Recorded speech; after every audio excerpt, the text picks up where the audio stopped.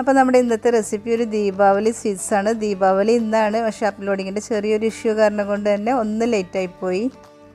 കഴിഞ്ഞ എപ്പിസോഡിൽ ഒരു ദീപാവലി സ്വീറ്റ്സ് ഇട്ടിട്ടുണ്ടായിരുന്നു. അപ്പോൾ ഇത് രണ്ടാമത്തെ റെസിപ്പിയാണ്. അപ്പോൾ എല്ലാവരും ഉണ്ടാക്കി നോക്കുക. ഇതൊരു ബംഗാൾ സ്വീറ്റ്സ് ആണ് കേട്ടോ. റോസ്ബോറയാണ് ഉണ്ടാക്കുന്നത്. അപ്പോൾ എല്ലാവർക്കും ഇഷ്ടമാവും, കുട്ടികൾക്കായാലും വലിയവർക്കായാലും ഒക്കെ ഇഷ്ടമാവും. പിന്നെ മധുരം കുറച്ചൊരു പ്രശ്നമാണ്, എന്നാലും എപ്പോഴെങ്കിലുമൊക്കെ കഴിക്കുകയാണെങ്കിൽ നല്ലൊരു റെസിപ്പി തന്നെയാണ്. അപ്പോൾ എന്തായാലും നമുക്ക് റെസിപ്പി എങ്ങനെ ഉണ്ടാക്കാൻ നോക്കാം. അപ്പോൾ നമുക്ക് റോസ്ബോറ സ്വീറ്റ്സ് ഉണ്ടാക്കാൻ വേണ്ടിയിട്ട് ഒരു പാൻ വെച്ച് ചൂടാക്കിയിട്ടുണ്ട്. അതിലേക്ക് 1 ടേബിൾ സ്പൂൺ നെയ്യ് ഒഴിച്ച് കൊടുക്കുക. സിമ്മിലാണ് ഇട്ടിരിക്കുന്നത്, ഫ്ലെയിം കൂട്ടുകയോ ചെയ്യരുത്. ഇതിൽ റവ വറുത്തെടുക്കാൻ വേണ്ടിയിട്ടാണ്. ഇനി ഇതിലേക്ക് ഞാൻ 1 കപ്പ് റവ ഇട്ട് കൊടുക്കുന്നുണ്ട്. വറുത്തതായാലും കുഴപ്പമില്ല, വറുക്കാത്ത റവയായാലും കുഴപ്പമില്ല. സിമ്മിലിട്ടതിന് ശേഷം നമുക്ക് വറുത്തെടുക്കാം. നല്ല ബ്രൗൺ കളർ ആവുമൊന്നും വേണ്ട, നല്ലൊരു സ്മെല്ല് വന്നു കഴിഞ്ഞാൽ നമുക്ക് അതുവരെ വറുത്താൽ മതി. നല്ലൊരു സ്മെല്ല് വരും. അപ്പോൾ നമുക്ക് ഇതിലേക്ക് പാൽ ഒഴിച്ച് കൊടുക്കണം, അല്ലാതെ കളർ മാറാനേ നിൽക്കരുത് കേട്ടോ. ഇപ്പോൾ റവ വറുത്തുകൊണ്ടിരിക്കുമ്പോൾ നല്ലൊരു സ്മെല്ല് വന്നിട്ടുണ്ട്. അപ്പോൾ അതിനകത്തത് ആയിട്ടുണ്ട് എന്നുള്ളതാണ്. ഇനി നമുക്കിതിലേക്ക് 1.5 കപ്പ് പാലൊഴിച്ച് കൊടുക്കാം. 1.5 കപ്പ് പാലൊഴിച്ച് കൊടുക്കുന്നുണ്ട്. ചൂടാക്കിയ പാലൊന്നുമല്ല, തണുത്ത പാൽ തന്നെയാണ്. അത് ഒഴിച്ച് കൊടുക്കാം. സിമ്മിൽ തന്നെയാണ് കിടക്കുന്നത്, ഗ്യാസ് കൂട്ടി വെക്കരുത്. നന്നായിട്ട് ഇളക്കി മിക്സ് ചെയ്ത് കൊടുക്കുക. ഇനി ഇതിലേക്ക് 1 ടീസ്പൂൺ റോസ് വാട്ടറും കൂടി ഒഴിച്ച് കൊടുക്കുന്നുണ്ട്. ഇത് നന്നായിട്ട് മിക്സ് ചെയ്ത് കൊടുക്കുക. സിമ്മിൽ തന്നെയാണ്. നന്നായിട്ട് ഇളക്കി റവ ഇതിൽ കിടന്നിട്ട് ഒന്ന് കുക്കാവണം. എന്നിട്ട് ഇതിന് വിട്ട് പോരുന്ന ഒരു പരുവാവണ വരെ നമുക്കിത് മിക്സ് ചെയ്ത് കൊടുക്കണം.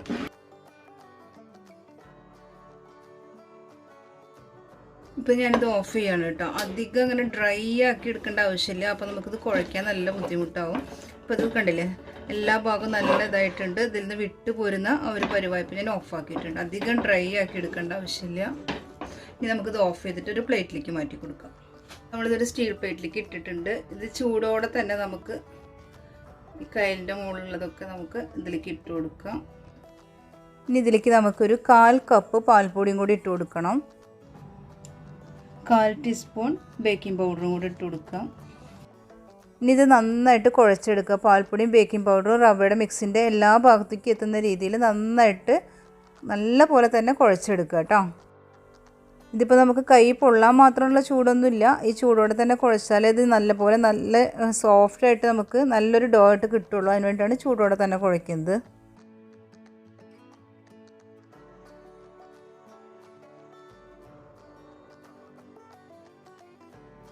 അപ്പോൾ നല്ല പോലെ കുഴച്ച് വെച്ചിട്ടുള്ള ഈ മാവിൽ നിന്ന് കുറച്ച് വീതം എടുത്തിട്ട് നമ്മൾ ഒരു മെഷർമെൻറ്റ് കപ്പിൻ്റെ ടീസ്പൂൺ എടുത്തിട്ട് 1 ടേബിൾ സ്പൂണിൻ്റെ ടീസ്പൂണാണ് കേട്ടോ. അതിൽ വെച്ചിട്ട് നമ്മൾ ഒരു ബോളാക്കിയിട്ട് അത് ഇഷ്ടമുള്ള ഷേപ്പിൽ ഒന്നുകിൽ ആ ബോളാക്കിയിട്ട് ഗുലാബ് ജാമുൻ പോലെ തന്നെ നമുക്ക് ഇടാം. അതും അല്ലാന്നുണ്ടെങ്കിൽ ഇപ്പോൾ ഞാൻ ചെയ്യുന്ന പോലെ എല്ലാതും ഒരേ അളവിൽ തന്നെ നമുക്ക് എടുക്കാം. വലിയതാക്കരുത് കേട്ടോ, തീരെ കുഞ്ഞത് മതി. അതിന് വേണ്ടിയിട്ടാണ് ഇപ്പോൾ ഞാൻ 1 ടേബിൾ സ്പൂണിൻ്റെ അളവെടുത്തത്. പെട്ടെന്ന് തന്നെ നമുക്കിത് ഷേപ്പ് ചെയ്തെടുക്കണം കേട്ടോ, അല്ലെങ്കിൽ ഇതിൻ്റെ മാവ് ഇരുന്നിട്ട് വലിഞ്ഞ് പോവുള്ളൂ. ഇടയ്ക്കൊന്നും എടുത്തിട്ട് കുഴച്ചതിന് ശേഷം നമുക്ക് ഓരോ ബോൾ എടുത്തിട്ട് ഇങ്ങനെ ഷേപ്പ് ചെയ്തെടുത്താൽ മതി, അല്ലെങ്കിൽ പെട്ടെന്ന് വലിഞ്ഞ് പോവുള്ളൂ. അപ്പോൾ അത് ശ്രദ്ധിക്കുക.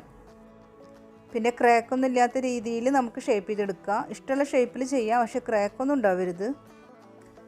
നമുക്കത് ഫ്രൈ ചെയ്യുന്നതിന് മുന്നേ തന്നെ കുറച്ച് ഷുഗർ സിറപ്പ് ഉണ്ടാക്കി വെക്കണം. അതിന് വേണ്ടിയിട്ടൊരു വലിയ കുഴിയുള്ളൊരു പോട്ട് വെച്ചിട്ട് അതിലേക്ക് 2 കപ്പ് വെള്ളം ഒഴിച്ച് കൊടുക്കുന്നുണ്ട്.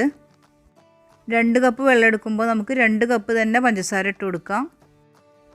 ഇതിലേക്ക് 2 ടീസ്പൂൺ റോസ് വാട്ടറാണ് ഞാൻ ഒഴിച്ചു കൊടുക്കുന്നത്. നിങ്ങളുടെ കയ്യിൽ റോസ് വാട്ടർ ഇല്ലയെന്നുണ്ടെങ്കിൽ 2 ടീസ്പൂൺ വാനില എസൻസ് ഒഴിച്ചു കൊടുത്താൽ മതി. ഇനി ഞാനിതൊന്ന് അടച്ച് വെച്ചിട്ട് ഒരു 5 മിനിറ്റ് ലോ ഫ്ലെയിമിൽ ഇട്ട് വെക്കുന്നുണ്ട്. അതിന് ശേഷം തുറന്ന് നോക്കിക്കഴിഞ്ഞാൽ നമ്മൾ 2 വിരൽ കൊണ്ട് ഇങ്ങനെ തൊട്ട് നോക്കിക്കഴിഞ്ഞാൽ ഒന്നിനും ഒട്ടിപ്പിടിക്കുന്ന ഒരു പരുവായി കഴിഞ്ഞാൽ നമുക്കിത് ഓഫ് ചെയ്യാം. അല്ലാതെ ഒരു നൂൽ പരുവാവേണ്ട ആവശ്യമൊന്നുമില്ല. ഒരു ജസ്റ്റ് ഒന്ന് അങ്ങോട്ടും ഇങ്ങോട്ടും ഒട്ടിപ്പിടിക്കുന്ന ഒരു പരുവായാൽ മതി. ഇപ്പോൾ ഞാനൊരു 5 മിനിറ്റിന് ശേഷം ഇത് തുറന്നിട്ട് വിരൽ വെച്ചിട്ട് ഇങ്ങനെ ആക്കി നോക്കുമ്പോൾ അത് ഒട്ടിപ്പിടിക്കുന്നുണ്ട്. ഈ സമയത്ത് നമുക്ക് ഒരു ചെറുനാരങ്ങയുടെ മുഴുവനായിട്ടുള്ള നീര് ഇതിലേക്ക് ഒഴിച്ചു കൊടുക്കാം. ഇനിയിപ്പോൾ ഞാൻ ഫ്ലെയിം ഓഫ് ചെയ്യാണ്. ഓഫ് ചെയ്തിട്ട് നമുക്ക് അപ്പോൾ തന്നെ അടച്ച് വെക്കണം. അടച്ച് വെച്ചില്ലെങ്കിൽ അതിൻ്റെ ചൂട് പോവുള്ളൂ. ചൂടോടെ വേണം നമുക്ക് ഓരോ പ്രാവശ്യം ഫ്രൈ ചെയ്യുന്നത് ഇതിലേക്ക് ഇട്ട് കൊടുക്കാൻ. പിന്നെ അത് അടച്ച് വെക്കുന്നതിന് മുന്നേ നമുക്ക് ഇതിലേക്ക് ഒരു നുള്ള് സാഫ്രോൺ ഉണ്ടെങ്കിൽ അത് ഇട്ട് കൊടുക്കുക. ഉണ്ടെന്നുണ്ടെങ്കിൽ മാത്രം ഇട്ടാൽ മതി, ഇല്ലെങ്കിൽ കുഴപ്പമൊന്നുമില്ല. പക്ഷേ ഇട്ടുണ്ടെങ്കിൽ നല്ലൊരു ഫ്ലേവർ ഉണ്ടാവുമെന്ന് മാത്രം. സാഫ്രോൺ ഇട്ടിട്ട് ഒന്ന് തിളച്ച് കഴിഞ്ഞാൽ നമുക്കത് ഓഫ് ചെയ്ത് വെക്കാം കേട്ടോ. എന്നിട്ട് അടച്ച് വെക്കണം.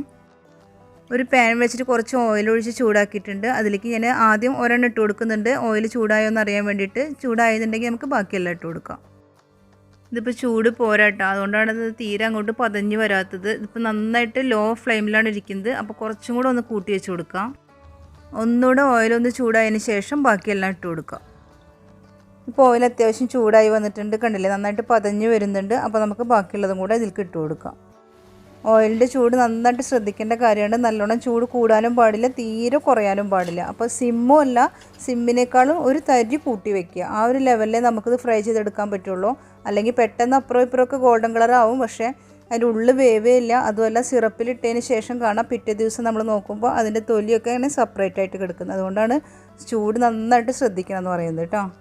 ഇത് ഫ്രൈ ചെയ്യുന്നതിൻ്റെ അടുത്ത് തന്നെ നമ്മൾ സ്ട്രെയിനറൊക്കെ റെഡിയാക്കി വെക്കണം കേട്ടോ. ഇത് ആയിക്കഴിഞ്ഞാൽ നമുക്ക് സ്ട്രെയിനറിലേക്ക് ഇട്ടിട്ട് അതിന് ശേഷം വേണം നമുക്ക് ഷുഗർ സിറപ്പിലേക്ക് ഇട്ട് കൊടുക്കാൻ വേണ്ടിയിട്ട്. ഫസ്റ്റ് ടൈമൊക്കെ ഉണ്ടാക്കുന്നവർക്കാണെങ്കിൽ ഇത് ഫസ്റ്റ് ട്രിപ്പിൽ ഇട്ട് കഴിഞ്ഞാൽ ചിലപ്പോൾ ശരിയായെന്ന് വരില്ല കേട്ടോ. കാരണം നമുക്ക് ആ ഒരു ചൂട് അങ്ങോട്ട് മനസ്സിലായി കിട്ടുന്നുണ്ടെങ്കിൽ സെക്കൻഡ് ട്രിപ്പ് പൊരിക്കുമ്പോൾ നമുക്കത് റെഡിയായി കിട്ടും. അപ്പോൾ ഫസ്റ്റ് ട്രിപ്പിൽ തന്നെ അങ്ങോട്ട് ശരിയായിക്കൊള്ളണമെന്നില്ല. എല്ലാം കണ്ടില്ലേ, നല്ല ബോൾ പോലെ വീർത്ത് വന്നിട്ടുണ്ട്. ഇപ്പോൾ നമ്മുടെ റോസ്ബറ ഇവിടെ റെഡി ആയിട്ടുണ്ട്, കണ്ടില്ലേ കണ്ടില്ലേ നല്ല ഗോൾഡൻ കളർ വന്നിട്ടുണ്ട്. അപ്പോൾ ഇനി നമുക്കിതൊരു സ്ട്രെയിനറിലേക്ക് മാറ്റാം. സ്ട്രെയിനറിലേക്ക് മാറ്റിയ ഉടനെ തന്നെ ഞാൻ ഷുഗർ സിറപ്പിലേക്ക് ഇട്ട് കൊടുത്തിട്ടുണ്ട്. അങ്ങനെ ഓരോ ട്രിപ്പ് പൊരിക്കുമ്പോഴും നമ്മൾ അപ്പം തന്നെ ഷുഗർ സിറപ്പിലേക്ക് ഇട്ട് കൊടുക്കണം. ഇനി ബാക്കിയുള്ള എല്ലാ റോസ്ബോറും ഇതേപോലെ തന്നെ ഫ്രൈ ചെയ്തെടുക്കുക. എന്നിട്ട് നേരെ തന്നെ ഷുഗർ സിറപ്പിലേക്ക് ഇട്ട് കൊടുക്കാം. ഓരോ തവണയും ഫ്രൈ ചെയ്തെടുത്തിട്ട് സ്ട്രെയിനറിലേക്ക് മാറ്റിയതിന് ശേഷം ഫ്ലെയിം നന്നായിട്ട് സിമ്മിലിട്ട് വെക്കണം. അതിന് ശേഷം പിന്നെ പാനിലേക്ക് റോസ്ബോറ ഫ്രൈ ചെയ്യാൻ വേണ്ടി ഇട്ടതിന് ശേഷം മാത്രം തരി കൂട്ടി കൊടുത്താൽ മതി കേട്ടോ. അങ്ങനെ നമ്മുടെ എല്ലാ റോസ്ബോറയും ഫ്രൈ ചെയ്തതിന് ശേഷം ഷുഗർ സിറപ്പിൽ ഇട്ട് വെച്ചിട്ടുണ്ട്. ഇനി ഇത് ഓവർനൈറ്റാണ് ഇപ്പോൾ ഞാനിത് വെക്കാൻ പോകുന്നത്. നിങ്ങൾക്ക് അങ്ങനെ പെട്ടെന്ന് എടുക്കണമെന്നുണ്ടെങ്കിൽ മാത്രം ഒരു 4-5 മണിക്കൂർ കഴിഞ്ഞതിന് ശേഷം എടുക്കാം. പക്ഷേ ഞാൻ വെക്കുന്നത് ഓവർനൈറ്റാണ്. ഓവർനൈറ്റ് വെച്ചാൽ തന്നെ അതിനൊരു ടേസ്റ്റ് ഉണ്ടാവുള്ളൂ. അപ്പോഴാണ് ആ ഷുഗർ സിറപ്പ് കംപ്ലീറ്റ് അതിലേക്ക് വലിച്ചെടുക്കുകയുള്ളൂ. അപ്പോൾ നല്ലൊരു സോഫ്റ്റായിട്ട് ഇരിക്കുകയും ചെയ്യും, നല്ലൊരു ടേസ്റ്റ് തന്നെയാണ്. പിന്നെ ഈ മധുരം കൂടുതലൊന്നും ഇല്ല കേട്ടോ, കറക്റ്റ് അളവ് തന്നെയാണ്, ഓവർ മധുരമൊന്നുമില്ല. അങ്ങനെ നമ്മുടെ ഓവർനൈറ്റ് വെച്ചിട്ടുണ്ടായിരുന്ന റോസ്ബോറ ഇവിടെ റെഡി ആയിട്ടുണ്ട്. ഇനി നമുക്കിത് സെർവ് ചെയ്യാൻ വേണ്ടിയിട്ട് ഒരു സെർവിങ് പ്ലേറ്റിലേക്ക് മാറ്റി കൊടുക്കാം. അപ്പോൾ നമ്മുടെ റോസ്ബോറ സ്വീറ്റ്സിൻ്റെ വീഡിയോ എല്ലാവർക്കും ഇഷ്ടമായെന്ന് വിചാരിക്കുന്നു. എല്ലാവരും ഒന്ന് ട്രൈ ചെയ്ത് നോക്കുക. നമ്മുടെ ഗുലാബ് ജാമുൻ്റെ ഒക്കെ ഏകദേശം ഒരു ടേസ്റ്റ് തന്നെയാണ്, എല്ലാവർക്കും ഇഷ്ടമാവുമെന്ന് വിചാരിക്കുന്നു. അപ്പോൾ എല്ലാവരും ഉണ്ടാക്കി നോക്കുക കേട്ടോ. പിന്നെ നിങ്ങൾക്ക് വേണമെന്നുണ്ടെങ്കിൽ ഒന്ന് ഫ്രിഡ്ജിൽ വെച്ച് തണുപ്പിച്ച് കഴിക്കുന്നതുകൊണ്ടും കുഴപ്പമൊന്നുമില്ല. അപ്പോൾ എല്ലാവരും വീഡിയോ കണ്ടതിന് ശേഷം ലൈക്ക് ചെയ്യുക, ഷെയർ ചെയ്യുക, കമൻറ്റ് ചെയ്യുക, സബ്സ്ക്രൈബ് ചെയ്യുക.